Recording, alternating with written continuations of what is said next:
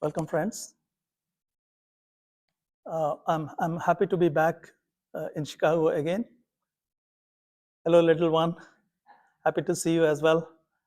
We have a very small guest, a 6-month-old here. So I'm just saying hello to her. So welcome you all, those who are watching me over internet. So probably after a few months, I'm visiting back in Chicago after maybe Great Masters Bhandara. But I always love coming to Chicago because as those of you who know where our journey started from, the spiritual journey, Chicago has one of the biggest relevance in our life because our master came and established his footprint here. And from here, he traveled to a lot of places. Unfortunately, I don't have his picture here. I'm talking about my beloved master, Ishwapuriji, uh, who came here a few decades back. And he came here to fulfill his master's desire, wishes of spreading his master's teaching, Huzur Maharaj Baba Sawan Singh Ji's teaching uh, in this country, because as he had overheard some conversation between his master and a disciple of his, that spirituality is about to shift to West in a big way. So Ishwaji, after retirement, he decided to come back to this place or established himself here. And from here, he traveled to different places in the West, uh, including going back to India, making several trips. But primarily, he was located in Chicago and surrounding area and giving his discourse sometimes monthly, sometimes whenever the opportunity came about. And one of his desire was to have a place for us to meet. And he found that place in Bruce, Wisconsin. So before we get started, I wanted to give you a little bit of an update on what is going on. I hope you are able to hear me because I have a different mic this time, which last time it worked, I believe. So I hope you are able to hear me. Uh, as I had indicated in several past meetings about the progress, and of course, we were trying to make a lot of progress, and specific progress that we wanted to make was to have a building structure up this year. And we have been working very hard towards that. But because of challenges of Bruce itself, because it's quite far off from big cities, it's very hard to find qualified constructors who could be relied on. And probably because of pandemic that we saw, a lot of things were not going right. So we found some difficulty in terms of some construction work and quality issues. So we had to get those things fixed. So fortunately, this year we were able to take care of some of those, and we got it uh, validated with our structural engineer. And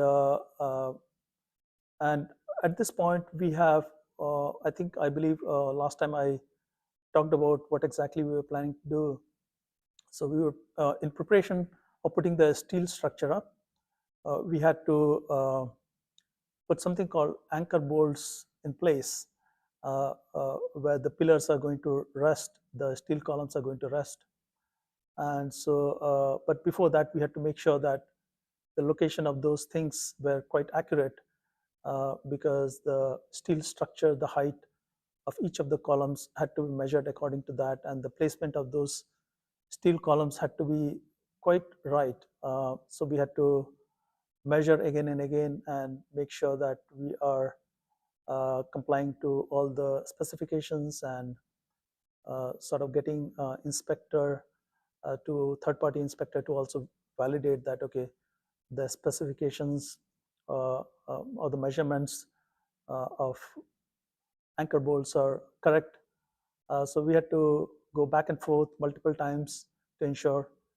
So as of this week, we have placed all the anchor bolts, at supposedly right locations, and we are going to go through a little bit of more measurement and uh, give uh, those points of where these anchor bolts are back to our architects, and they are going to tell us whether everything looks right from their point of view and whether we can move forward or not.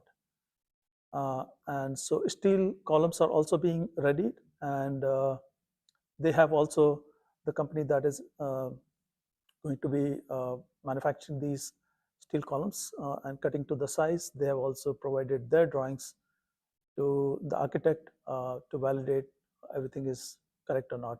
So these are some of the things we are also learning along the way, especially me, being from a computer science background.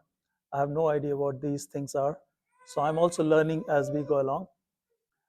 So hopefully, we are hoping that within a month or so, if everything goes right, we will, and weather permitting, we'll be able to get the steel structure up. That's our hope. And if we cannot, then probably early next year we should have steel columns go up. And after that, we have to make some plans to enclose the building, and subsequently we'll be able to do a lot of work ourselves. That's what our team, our data building committee, believes, that we'll be able to uh, do the enclosing and remaining work inside the building ourselves. So once the roof is put up and the steel structure is up, maybe little less skilled work would be needed, where we would need help of construction crew, third-party construction crew. So that's our hope. We'll see what Ishwaji wants, and we just play along according to his desire. Ultimately, we all believe, those who are in spiritual path, a lot of us believe that nothing happens without his desire. And similar to the way that I'm serving here because of his desire, if his desire is to have the building up, we will have the building up. But not necessarily we need to wait for the building to be up before we can walk on our personal journey. And so I just wanted to give you a brief update on where the uh, meeting hall construction is going. And I know a lot of people have been visiting even from India in order to see for themselves what progress is being made. And I just wanted to assure those of you who have not seen it with your own eyes that progress is being made, although not to our heart's content, heart's satisfaction. But our job is to put in effort and leave the result to those who can really influence, which is our master. But we mean the best, and those of you who want to come back and see the progress being made, you can visit anytime. And of course, you have to consider the weather in Wisconsin if you really want to have a good experience visiting Dera. So probably summertime would be the best. We would all welcome you to come and see for yourself. We hope that pretty soon we'll have some structure above the ground that you can see through the camera. Or of course, if you visit, you'll be able to witness yourself the progress that is being made. So as I was alluding that, we don't have to wait for the building to be up before we can continue walking on this path. Master was here even before the foundation was set up in Bruce. This was his desire to have a place for satsangis who can meet, discuss spiritual matters, uh, take advantage of satsangis who are advanced, talk about things that are of spiritual type, and also make a lot of friends, because all of us are walking on the same path, and there are people who are ahead in their journey. We can take the help or discuss or watch just Ishwaji's wonderful videos, talk about his message, talk about different stories, and be in love, remind ourselves of the personality, the man, uh, physical being who was here, who dedicated all his life to fulfilling his master's desire of spreading the teachings to the West and beyond West. So we are meeting every month. Sometimes I come here in person, sometimes in Bruce, or sometimes directly from my home. But this is for a reminder of the work that Master asked me to do, and also a reminder for all of us to, to take care of the most important thing that we can do in this life. Masters who have come here over centuries, different masters who have been born here, who have found the truth themselves, they have told us that this human life is of utmost importance. And a lot of people, in general, if you meet people, a lot of people are trying to find the reason, their goal, what is the reason they have been born here in this life. Sometimes people feel that, okay, they want to take humanity ahead. If you see around yourself, your life, your family, different things that happen to your friends, you feel that there is a lot of ups and downs in this world. And most of us who have good nature, who, who can connect with others' situation, we feel that we should do something to alleviate all the pain, suffering that goes on in this life. A lot of us want to become doctors for that reason, so that we can do our small bit in order to help people who are suffering. Some of us want to donate a lot of money to help people who are in need. A lot of billionaires donate their life's worth into hoping that situation for a lot of people, maybe homeless people, maybe people who are in need of money, or whatever it is. There are a lot of philanthropical work that can be done. But masters who have realized the truth themselves, they say that the world around us is just like an illusion or Maya. This is not real, although it's to us, it feels as real as it can be. But those who have gone beyond this reality, they share their experience that there is other kind of existence beyond this life, beyond this physical universe we find ourselves trapped in, the physical body that we experience every day in and out. Beyond that, there is an existence where, if you look from that point of view, this world, this 3D, three-dimensional world, seems unreal. There was a man, a yogi, a master, a teacher called Swami Vivekananda. He came here almost 100 years back, and he came to Chicago. He spoke at Congress of World Religion, and he said that this world is illusory, this world is unreal, and he said that all of us who are watching me, listening to me, are as unreal as I am. Then why is it that you should watch, you should hear me talk about unreality? Why should you believe me, if I am as unreal as you say I am? And he gave his own answer, that the world that exists outside is unreal. What you're seeing in me is also unreal.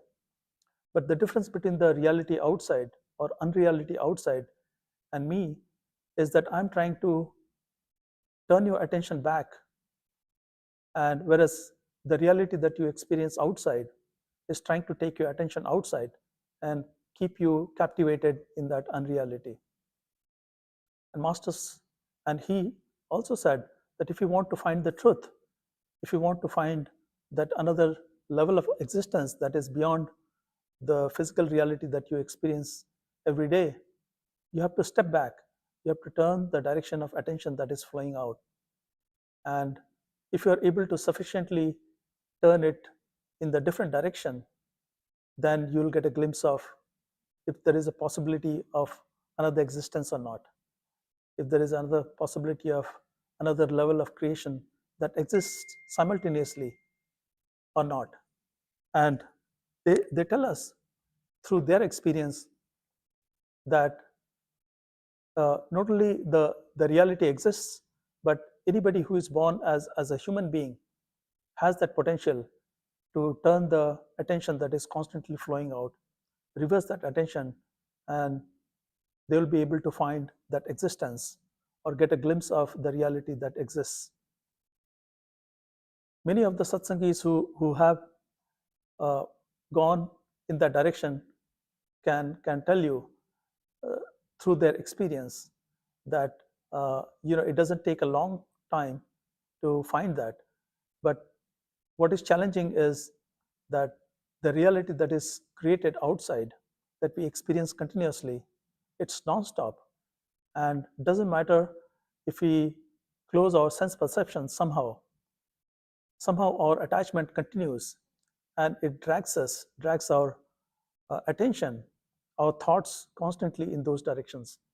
So even if you were to go to Himalaya and maybe shut yourself in a cave, but the thought of certain attachments that you have, maybe because of your you wanted to be with somebody, or maybe you had a fight with somebody, or maybe you had certain desires, you cannot run away from those things because it's happening in your mind.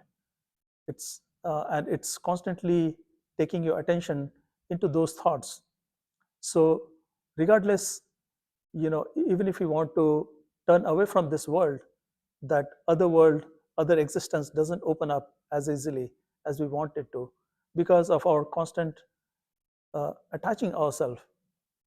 And masters, teachers believe that even if we sometimes leave this body, when we die, because of our attachment, we come back again in another existence, another physical life. And we are, because of our desires, attachments, because we are conscious being.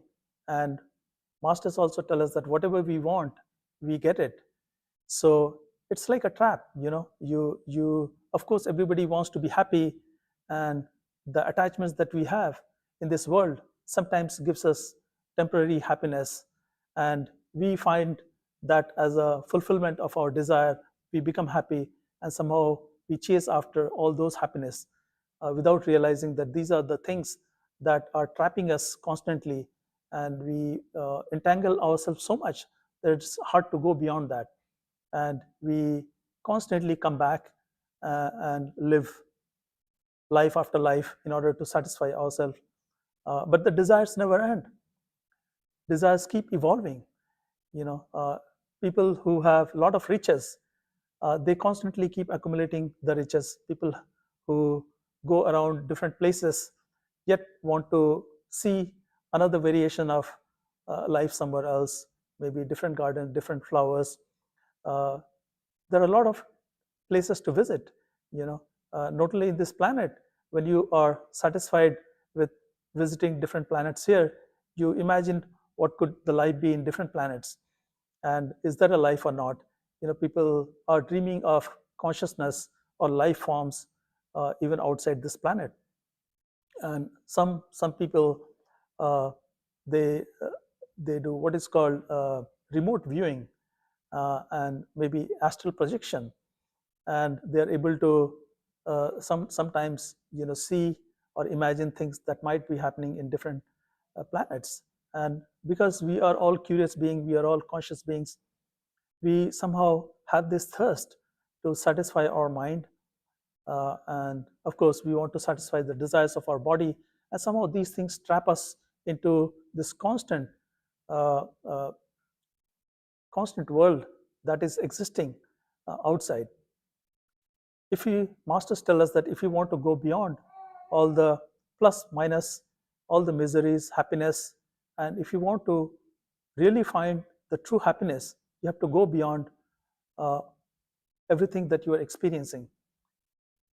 And sometimes the glimpse of what can exist outside this physical world comes to us in dreams, or sometimes people who have uh, traumatic injury, sometimes they leave this body temporarily and have out of body experience.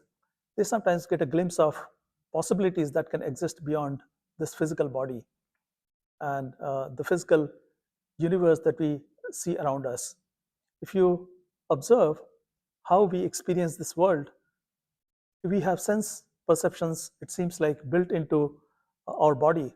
Of course, we know the physical senses through which we experience this world. We have eyes, ears, nose, we have tactile senses. And so if we want to see something, we pay attention to whatever it is that we want to see and get knowledge of. I have camera in front of me. If I look at the camera and for a short time, I become unaware of what is around me. I know that I'm sitting in this room, but I do not have the full awareness of this room because I'm paying attention to certain things. And whatever I pay attention to, whatever you pay attention to, you become knowledgeable, more knowledgeable about those things. Hearing works the same way. There may be a lot of music going on, but if you want to pay special attention to, let's say, a lyrics that is being played, a singer is singing, then you somehow forget the music that is going on in the background. Somehow we have this ability, God-given or creator-given, somehow it is in, this faculty exists in all of us. We are never trained. From the moment we are born, all the different attractions, maybe jingle bells, different people, playing music, sound, it takes our attention outside and we start paying attention to whatever it is being done in front of our eyes and ears. And so we become knowledgeable about the world around us through the apparatus that is built into us. And we have this ability to also take the attention, move the attention from one particular place to another place. If somebody were to come into this room, all I have to do is turn my head and look towards that person who has just come into the room. So we know how to focus our attention. And so using the attention as if it's built into our system, we know how to do it. We don't have to instruct our body that, okay, now I need to move my eyes, turn my eyes, or change the focus of the lens that is built into our eyes. It just happens automatically. We don't even have to think about it. But there is a lot of physiological things that are happening in our body. And through science, we come to know about them. But somehow, in order to operate this body, in order to move the attention, we don't have to know about the physics, the science that happens at a microscopic level. Things are automatically happening. The light is coming into our eyes through the lenses. It is being carried through optic nerve to our head. And somehow the image that is in front of me is being conveyed. And what is going on is just a bunch of photons, you can say, bunch of lights of different colors. And the image, even though it is being perceived in a different way, there are two different eyes that are carrying the light information, and that is somehow being joined at the middle of the head. And you become aware, you become knowledgeable about the things that you see. And it's just automatic. It doesn't even take a second, so it happens automatically. And same way, the ears do the same thing. You have two ears, and the sound maybe being reflected through the walls of this room is hitting you, and you somehow, even if you close your eyes, you'll be able to say where I'm sitting. And so different sense apparatus of this physical body convey the idea about this physical world that we are operating in. And so, and why do we not say that this is unreal? We always say whatever we experience, the objects that we hold, is real. Say if there was a camera, and if I were to move my hand through the camera, and if I could move my hand through the camera without disturbing the camera, I would not believe that the camera is real, because my hand is able to pass through it, even though I may be seeing it. But if my hand were to be able to pass through that, I would probably think that this is a holography in nature, because my hand is able to pass through it. But if it touches the camera and I get a tactile sense, or maybe there's a sound that happens the moment I touch the camera, then it convinces me that what I am experiencing is real. Although there are these different senses that are conveying different type of input to my brain through different senses, I'm able to correlate that happening as reality. If only one sense were to operate, and if you did not have any other sense, let's say if you did not have hearing, if you did not have tactile senses, you had only one means of conceiving this world or realizing this world, maybe you could be doubtful what you're seeing, uh, whether it's real or not.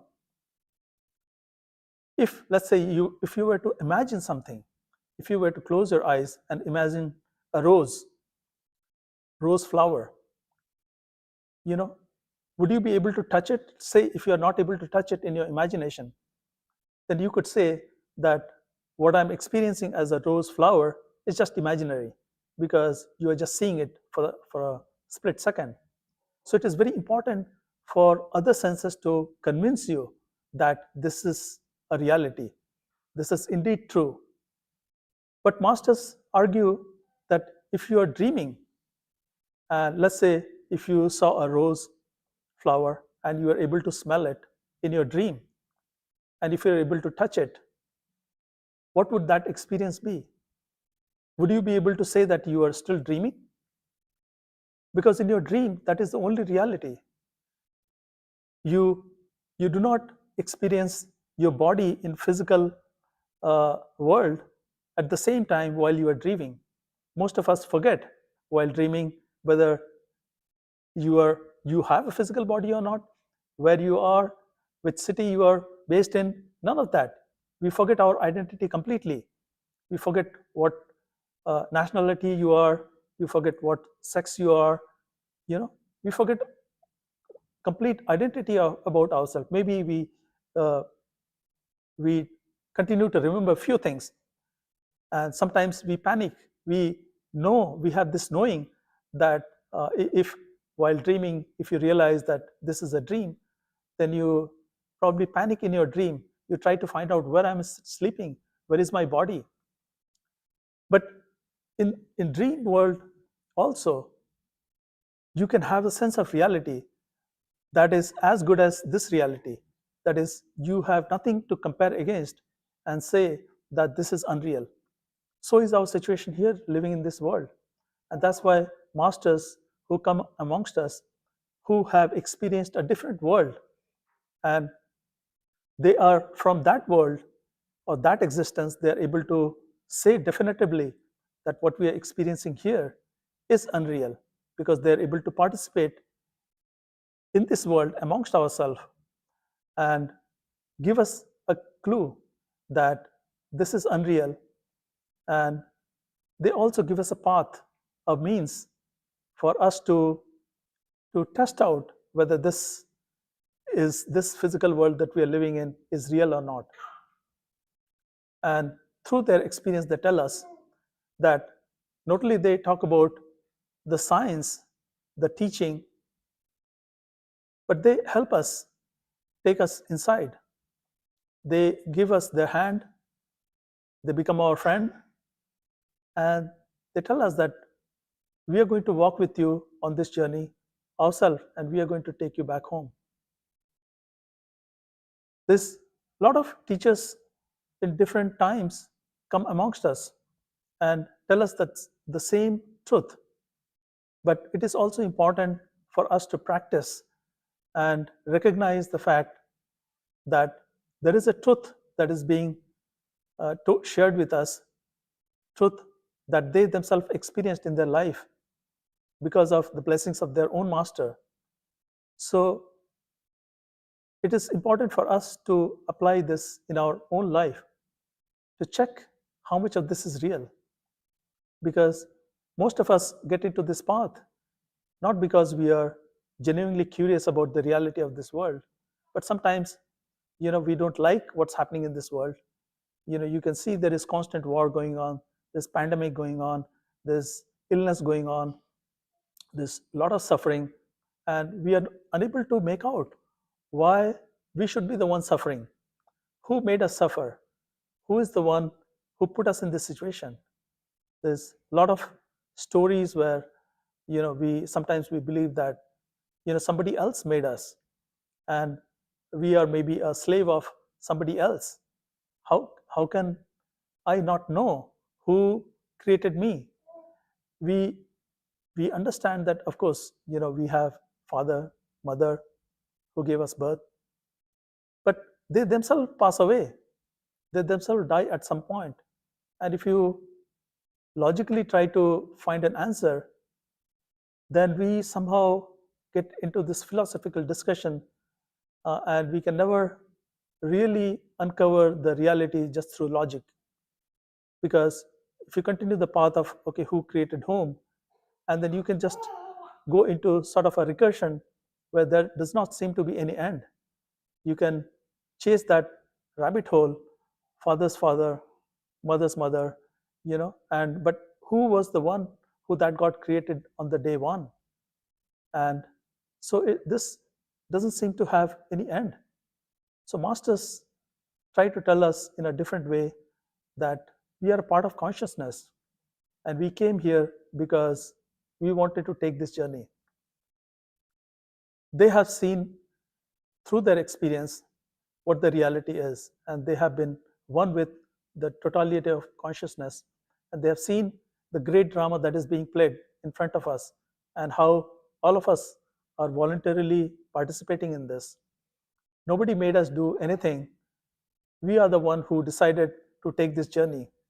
But now, having taken the first step of the journey of taking that, as Master Ishaji used to say, picking this DVD or a cassette that we decided to play.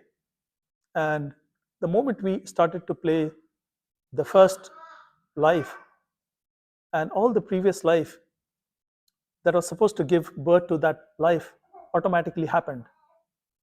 Maybe through memory, maybe through some special construction, I do not know, but consciousness, or at any stage, you are led to believe that everything that happened in the past indeed happened. We have no way to checking in this sitting in this physical body whether everything, let's say your nth previous life, 10th previous life, did it really happen or not? Logically, it makes sense that it must have happened, because in this physical life, we know the law of karma. We understand there's a cause and effect. We live in time, we live in space, and nothing happens without there being a cause. So this is a world of cause and effect. So for me to be here, I must have had parents, and they must have had their parents, and so on. So, but that doesn't lead us to any understanding of why this life is happening. So masters tell us that we also decided to pick a DVD. We wanted to participate in the drama of this life. We voluntarily chose the life that we wanted to lead. Maybe we wanted to have lots of variety of experiences, because of which we are here. Now, unfortunately, after getting into this DVD, after I started playing this, we forgot that it was us who decided to take on this journey. We have no idea. We can barely remember what happened yesterday, what breakfast we had, the people we met. We have great difficulty remembering things in the past of this life itself. And so, of course, most of us cannot remember things that had happened in the past life. Sometimes we get a clues of these things. There was a scientist, a psychologist called Ian Robertson, and he was quite enamored by past life regressions and past life stories. So he went around and started collecting the data for people who have had these encounters where the kids could remember their past lives. And he had collected results of some 2,000 or so children. who were born, who could clearly remember their past life. This researcher with his team was able to validate the account of these children who could remember their past lives. And he documented them.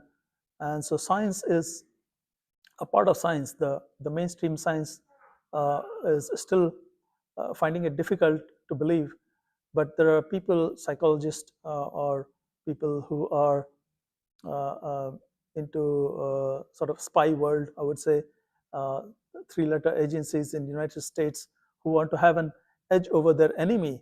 They are willing to have this advantage over others through any means. And uh, so they participate in finding uh, what human potential can do, what abilities human potentials have. And to some degree, I would say a great degree, they have been able to find out things that are happening beyond what our senses in this physical body can communicate. Earlier, I was talking about remote viewing. So some of these folks uh, have uh, have attempted to make use of these human abilities in order to find uh, things that are normally not achievable through our physical senses.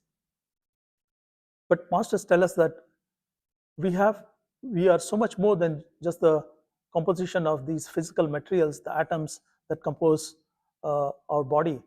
We have different emotions in our body. We have memories that flood into us when we are going through traumatic events, when we have some events that give us a lot of pain or maybe joy. We have abilities that we can tap onto. There are abilities like appreciating something uh, that is artistic in nature, that is something beautiful. We can admire a good painting, and we can just look at a painting, beautiful picture, and then somehow fall in love with the picture temporarily. We have this ability to admire something that is beautiful, and somehow the logic cannot give that uh, convey that idea of beauty of something. If most of the scientists nowadays, even artificial intelligence is able to come up with something that looks beautiful, but people are still trying to figure out what artificial intelligence today means. There are tools like ChatGPT and different kind of tools that are coming up that can randomly create things, or you can give it instruction and it can come up with a scene, and it can also tell you what's happening in that scene. But can it admire something? Can it like something? It can say it likes, but the computers don't know what it is to love. And somehow, as a human being, we understand friendship, we we understand liking, we can appreciate something that somehow comes from not analyzing something. If you were to look at a flower, maybe a rose flower, you can look at the petals, different petals. You can look at maybe red petal, and you can also look at the thorns on the stem. And overall, you can fascinate yourself just by looking at the construction, how it came about. As a science, if you want to analyze the subject or object in front of you, you have to sort of break it apart. You you have to look at the colors. You have to look at the way different part of this rose has come into being. But you sort of have to take it apart one by one and then reassemble in your mind.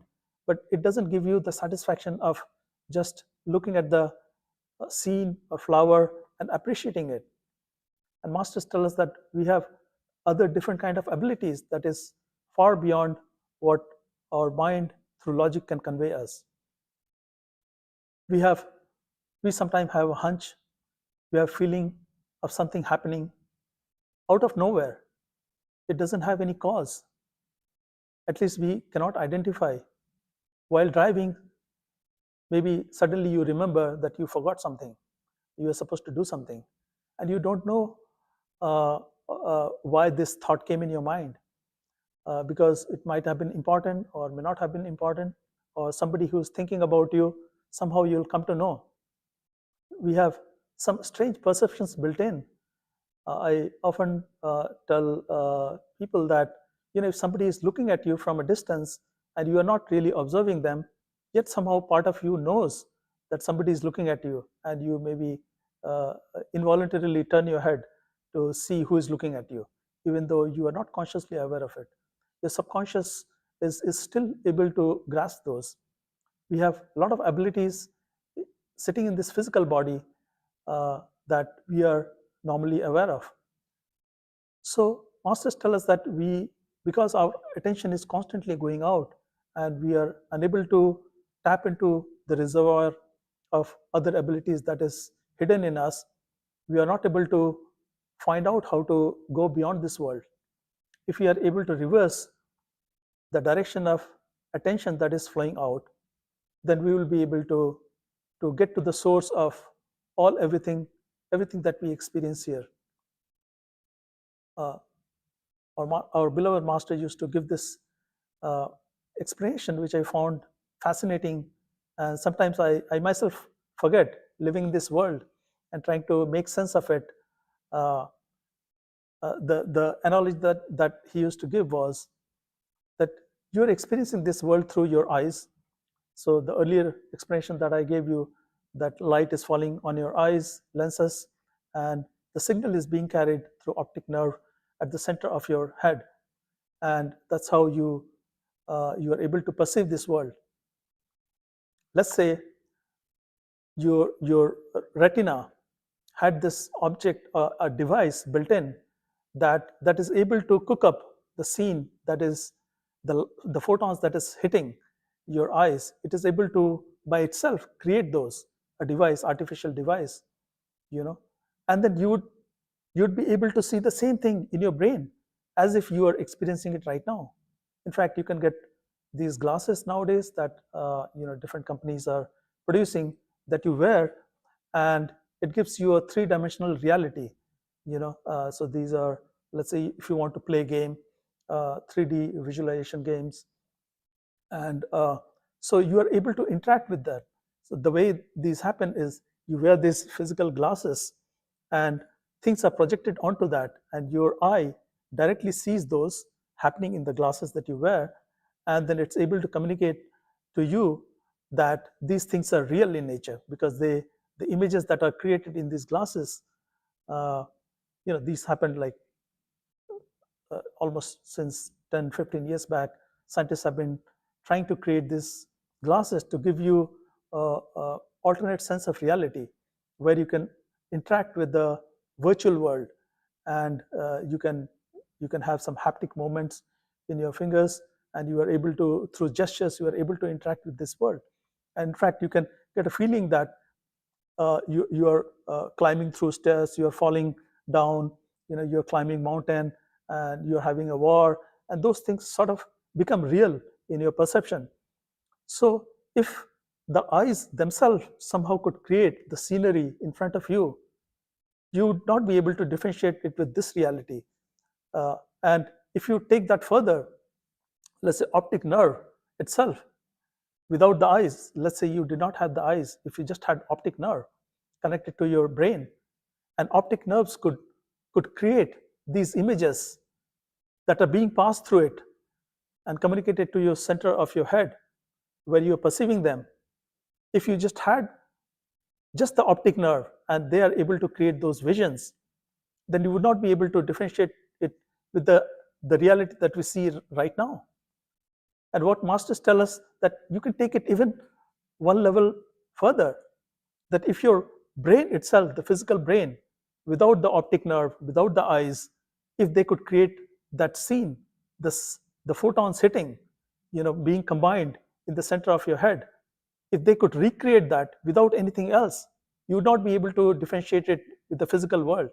They would give you exactly the same sense, and you'll be able to use your maybe ears, if the center of your head could recreate the sound, because you can test some of these abilities. Ishoji himself used to give exercise of orange juice experiment, that you can imagine that your body is made of glass and it's full of orange juice, and through your attention how you can change the levels of orange juice passing through your body. And people could taste the orange juice themselves, and sometimes he would give people to imagine a flower, and people could automatically imagine a flower unique to themselves. So it's possible to imagine and create it in reality in their mind. We do every day when we are dreaming, right? So we somehow lose the sense of the awareness of this body lying in the physical bed, and we spun up, we create an imaginary world that looks as real as this. So in the center of our brain, physically, if we could create it, it would look indistinguishable from the world that we create now. All of us are participating in this, and we are creating it, we are experiencing it. We don't know yet whether we are creating it or not, but we are experiencing it. But that experience, if the consciousness itself were to do it, would it need any other apparatus? No, because it can create those apparatus itself. It can imagine those apparatus, it can imagine this laptop, this camera, the objects in this life, and make it as real as it is in dream. So masters tell us that we are all participating in consciousness, is that we decided to take our unique role, being a particular person that we are right now, and imagining everything and giving us the sense of reality through that. And the happiness, joy, sadness, all kind of pain that we experience, that is being created in consciousness. He used to say, this is a saying in Eastern part of this world. In India, a lot of people believe that we are all part of consciousness. It's like an ocean, and we are an individuated drop of this ocean. And there are so many drops in this planet. There are billions of drops in human form, and forget the different life forms that exist in this life. 84 lakh, 8.4 million life forms that exist, and there are so many of them. There are not only these different types, but the count of each of these types is so many. We have so many billions of these human beings walking around, and this is just in Earth. And there are so many. It is said that the number of galaxies out there is more than the number of sands in the beaches that you can find. So it's hard to even imagine, how big this physical universe is. And yet, masters tell us that it is all happening in a consciousness. It's hard to even talk, because we can barely see what's happening through our physical senses, what's happening beyond this planet. In the night time, probably you can use telescope to find out. Sometimes you can see moon and certain heavenly objects, but that's the extent of it. Through different apparatus that scientists have built, we get an idea of the star systems that exist far beyond our galaxy. But then we have to tap onto our imagination. When I said that number of galaxies is more than the number of sands, particle of sands that you find in this planet, it's hard to conceive, and the distances are so much that in a map where all the different galaxies of this universe are put in, we can't even see Earth. It's not even a size of a pin, a head of the pin in the map. So it's hard to even conceive of the size of the universe and scale of this universe. But masters tell us that we have the potential to get the glimpse of not only what exists in this physical realm, that is, we can travel vast distances get an idea of how the creation in this physical universe happened. But we can go a layer above that, or maybe below that, and see that there is a world of existence beyond this physical, and it is available within all of us if we are able to shed the mask or the body that we have right now and find out what is inside this physical body. We'll be able to imagine, we'll be able to see things that for which we don't need the physical body. You'll be able to imagine a rose, you'll be able to touch it, you'll be able to perceive of things similar to the way we do, but we don't need physical body for that. We'll be able to see, we'll be able to hear, we'll be able to touch and get an idea of the world that exists beyond physical world. But for that, we need to be able to, of course, if we die in this physical body, we'll know that. But we can simulate death in this physical body to get a glimpse of that other world that exists. And they tell us that not only we can do that by dying in this physical body, but we can die in that other body as well. And so while coming here, I just watched this movie again called Inception. And in this movie, the cast go through successive level of dreaming in order to implant an idea and then go back up, and the world has changed. And so they show how different levels of creation in the dream happens, and the successive dreams, the time scale sort of changes from the previous dream. So what happens in the first dream maybe just lasts for a minute, but the successive dream, the next level of dream, there things happen for an hour. So what takes 1 second in a dream that can last for 1 second or a minute can last for an hour. So the time scale sort of changes. And so what may be happening in our previous 2 level of dream, we may be dreaming there too, so that we can find out. But over here we spend 80, 90, 100 years, and over there maybe it's just a second that has happened, and so we just dream there for a second, and a lot of time has passed here. So but to find out what happens there, do we have another life or not, do we have another existence or not, we can die in that body as well. So when we dream in the night, when we wake up, we find out that the dream that we had was unreal. So if we are able to wake up from this dream, then or simulate the death, then we would know that what we had or the physical body that we have is just like a dream.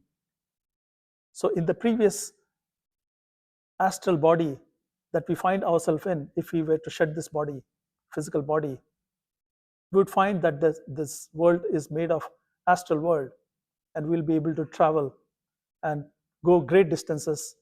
What Master used to tell us, that the distances are even bigger than here, because you are able to travel at a much faster speed. You are able to fly. You don't need this physical body. You don't need ships to travel, and you can take that even beyond. And if you were to die in that sensory body, astral body, then you will be able to see that you still have another body, maybe thought body, mental body, and through which you are able to perceive of everything simultaneously. In this physical body, we need different sense perceptions, seeing, hearing, and so on. In the astral body, you don't need the physical apparatus with you, and you see that physical apparatus actually dims your experiences. And so in astral body, everything opens up for you. You're not limited by your defective eyes, hearing, and so on. But still, you have partition of senses. You have distinct senses. But in causal body, a body beyond your astral body, you're able to conceive of everything together. You don't need this different senses. You are able to conceive of things yourself without having different senses communicate the idea of the world to you. So masters tell us that as long as we are able to go inward, we will be able to realize our truth, that there is a possibility of finding something beyond this world, and we'll be on our way to finding the truth. Would have started our journey towards that. So master was here to communicate that teaching, and it is incumbent on us to continue doing that, make sure that his teaching does not go to waste, and we are able to live in his will, remember him, and hopefully some of you will be able to join me in Bruce when meeting hall starts coming up. We are able to see the structure uh, uh, hopefully come up uh, this year or next year. With that, I'll take leave from you. Thank you so much for joining me. Thank you.